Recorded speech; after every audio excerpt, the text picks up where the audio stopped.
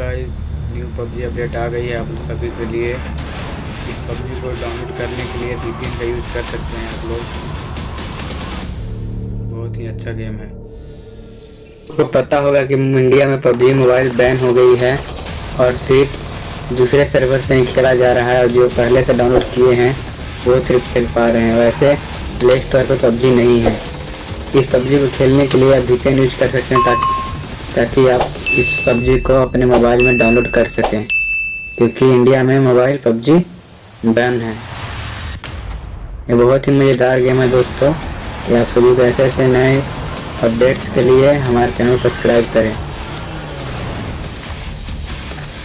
इसका जो सीन है बहुत धांसू है, वो भी 3D है, पूरी 3D है। इसमें खेलने में और अधिक मज़ा आएगा।